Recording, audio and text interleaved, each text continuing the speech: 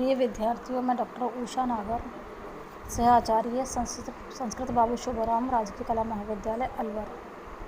मैं आपको आज के लेक्चर में ऋग्वेद के अग्नि सूक्त इसका प्रथम मंडल का 12वां सूक्त है। इसके देवता अग्नि हैं, ऋषि मेधातिथि हैं, छंद गायत्री है। इसके कुछ मंत्रों का आपको मैं अनुवाद व्याख्या अधिक समझाऊंगी।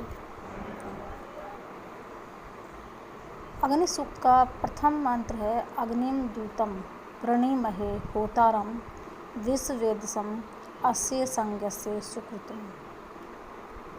इस सूत्र का अन्वय इस प्रकार होगा, अस्य यज्ञस्य सुकृतम दूतम होतारम विश्ववेदसम अग्निम प्रणीमहे। यहाँ आपको प्रत्येक शब्द का मैं अर्थ समझाऊंगी। सुकृतुम यानी उत्तम कर्म करने वाला, दूतम संदेशवाहक, होतारम बुलाने वाला, विश्ववेदसम सभी प्रकार की संपत्तियों से युक्त। अग्नि अग्निदेव को कहा गया है। व्रणीमहे वर्ण करते हैं। इसका प्रसंग इस प्रकार लिखेंगे, उपयुक्त मंत्र ऋग्वेद के अग्नि सूक्त से लिया गया है, जो प्रथम मंडल का 12वां सूक्त है। इस मंत्र के ऋषि मेधातिथि, देवता अग्नि तथा छंद गायत्री है। यहाँ पर देवदूत के रूप में अग्निदेव का आह्वान किया गया है। ये जो मंत्र है, इसका अर्थ हम इस प्रकार करेंगे, हम इस यज्ञ को संपन्न करने रूपी अच्छे कर्म के संपादक अग्निदेव की सेवा करते हैं, जो देवताओं तक संदेश ले जाने वाला, उन्हें यज्ञ में बुलाने वाला तथा सभी प्रकार के धनों से युक्त है। इस पर विशेष टिप्पणी इस प्रकार की होगी, ऋग्वेद का विभाजन मंडलों में एवं सूक्त में हुआ है। पूरे ऋग्वेद में 10 मंडल हैं और प्रत्येक मंडल में कई सूक्त हैं। इन्हीं सूक्तों में विभिन्न देवताओं की स्तुतियाँ प्राप्त होती हैं, जो मंत्रों में की गई हैं। वैदिक आर्य यज्ञों के माध्यम से अपने अपने इष्टदेव के प्रति भविष्यान प्रेषित करते हैं तथा उनको संदेश देकर बुलाते हैं। अतः यज्ञ के प्रमुख साधन अग्नि को यहाँ दूत एवं होता कहा गया है। यह इसका प्रथम मंत्र है ना। और अग्नि जो शब्द है वो संस्कृत में पुल्लिंग तथा स्त्रीलिंग दोनों में ही है। हिंदी में इसे विशेष रूप से स्त्रीलिंग में ही गिना गया है।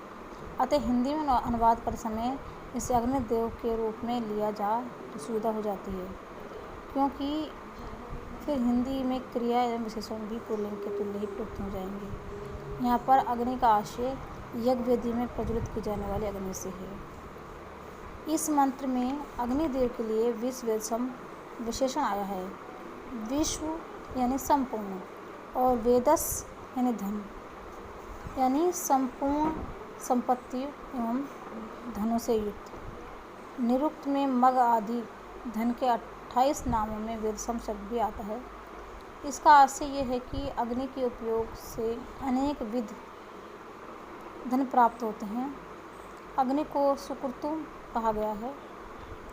वेद में ऋतु शब्द कर्म और बुद्धि दोनों का वाचक है, जबकि लौकिक संस्कृत में ये यज्ञ का बोध कराता है। इस अग्नि सूक्त के प्रस्तुत मंत्र में गायत्री छंद है। गायत्री छंद में कुल 3 चरण और 28 अक्षर होते हैं। प्रत्येक चरण में 8 अक्षर या वर्ण होते हैं। वैदिक छंदों की विशेषता है कि इनमें ह्रस्व दीर्घ अथवा गण व्यवस्था नहीं होती।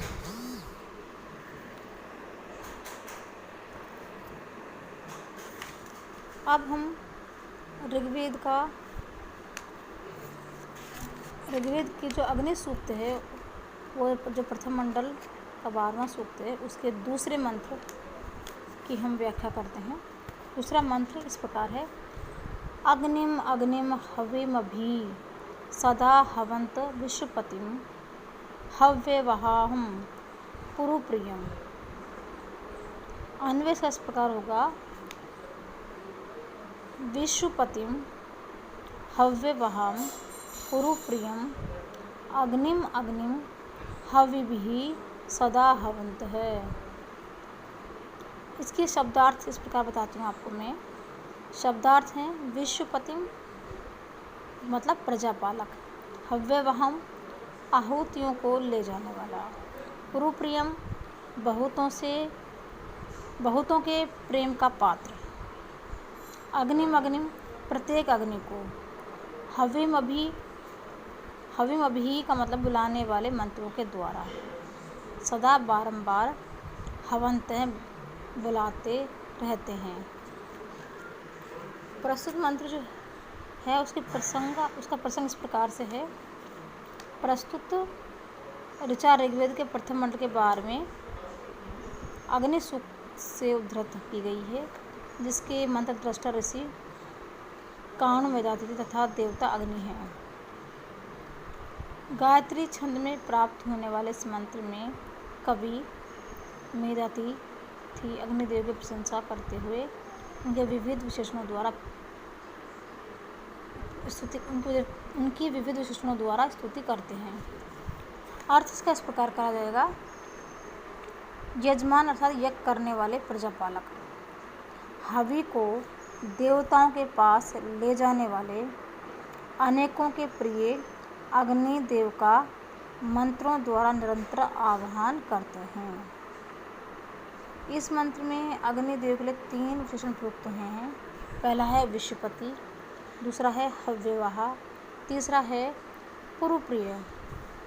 लौकिक संस्कृत में विष शब्द वैश्य के अर्थ में आता है, किंतु वैदिक संस्कृत में प्रजा का बोध कराता है। जैसे विश्वानपति प्रजाओं के स्वामी या राजा। यहाँ अग्नि को विश्वपति या प्रजापालक कहने का आशय है। विष अर्थात हवन करने वालों का पालक। अग्नि आहुति या हविष्यान को उन देवताओं तक पहुँचाता है,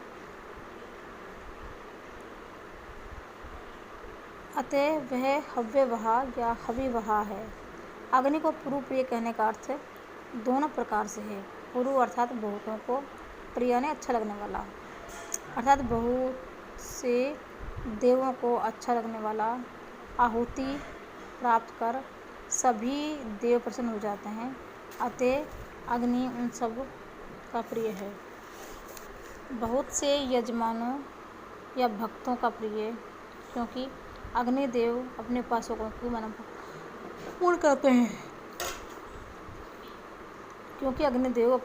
की मनोकामना पूर्ण करते हैं। इस मंत्र के द्वारा मेधातिथि काणु अग्निदेव की लोकप्रियता पर विशेष प्रकाश डाल रहे हैं। अग्निम शब्द में अग्नि शब्द का प्रयोग 2 बार हुआ है।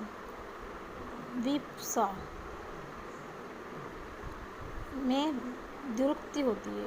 यहाँ इसका आशय प्रत्येक बार अग्नि देवता को है, क्योंकि यज्ञ की अग्नि 3 प्रकार की मानी गई है: आह्वानीय, गार्हपत्य और दक्षिण।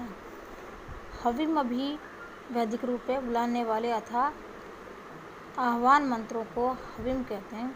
इस मंत्र में भी गायत्री छंद है।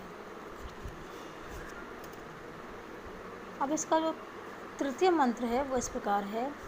अग्ने देवां इहा वहे जज्ञानो वृक्त बहर्षे असि होता न ईड्य। ने अन्वय इस प्रकार को न ईड्य होता असि। अग्ने जजानः देवान यह वृक्त बहिर्षे अवहा। शब्दार्थ न मतलब न है मतलब हमारे लिए। यह अस्माकम की षष्ठी विभक्ति का चतुर्थी विभक्ति का रूप है। ईड्य पूज्य, होता बुलाने वाला, असि वने अग्निदेव तुम हो। जज्ञान है स्वयं उत्पन्न होने वाला, देवान अन्य देवताओं को, यह यहाँ पर वृक्त बहिर्षे कुशासन बिछाने वाले यजमान के लिए आवह बुलाओ। इसका प्रसंग भी इस प्रकार है जैसा हमने पूर्व में 2 मंत्रों का किया है, उसी प्रकार इसका भी प्रसंग है। ये मंत्र मेधातिथि द्वारा विरचित अग्नि सूक्त से लिया गया है। ऋग्वेद के प्रथम मंडल के 12वें सूक्त में प्राप्त होने वाले इस मंत्र में अग्निदेव की गायत्री छंद से स्तुति की जा रही है। ऋषि इस तथ्य से सुपरिचित है कि यज्ञ में विभिन्न देवों को लाने का कार्य अग्निदेव संपन्न करते हैं, अतः यहाँ पर वह अग्नि को इसी के लिए प्रार्थना करता है। अर्थ इस प्रकार करेंगे, आप हमारे लिए पूजनीय तथा देवताओं को बुलाने वाले हो।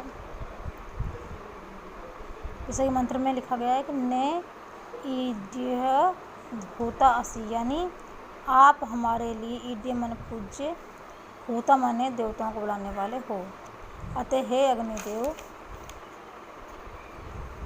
स्वयं प्रदीप्त होने वाले, यज्ञान शब्द का अर्थ किया है इन्होंने, स्वयं प्रदीप्त होने वाले, आप विभिन्न देवों को इस यज्ञ में यज्ञ वेदी पर कुशा बिछाने वाले यजमान के लिए बुलाकर ले आओ। यानी इस मंत्र में अग्निदेव से हवन में अन्य देवताओं को बुलाकर लाने के लिए प्रार्थना की गई है। इसकी टिप्पणी इस प्रकार करेंगे, अस्मद शब्द के द्वितीय, चतुर्थी और षष्ठी के बहुवचन में क्रम से अस्मान, अस्मभ्य, अस्मकम रूप बनते हैं, किंतु इन तीनों के स्थान के लिए संक्षिप्त रूप नः का प्रयोग किया गया है। उपरोक्त मंत्र में न का चतुर्थी के बहुवचन के अर्थ में प्रयोग हुआ है। वैदिक संधि के अनुसार यदि न हलंत के बाद कोई स्वर आ जाए तो न हलंत स्वर हो जाता है, अतः यहाँ देवान के बाद या वे ई आने से न को अनुस्वर हो गया और यहाँ देवान रूप बना। वैदिक मंत्र की विशेषता रही है कि उनमें कभी कभी विशेषण और विशेषण दोनों के स्थान पर विशेषण का प्रयोग होता है, अतः ऐसे समय पर विशेष्य का अर्थ हम लोगों को लगाना पड़ता है। जैसे वृक्त बहिर्ष शब्द का अर्थ कुशा को बिछाने वाले के लिए किया गया है। तो आज के इस लेक्चर में इन तीनों मंत्रों का ही अर्थ हमने करवाया है। अगले लेक्चर में आगे के जो मंत्र हैं उनका अर्थ करवाया जाएगा। धन्यवाद।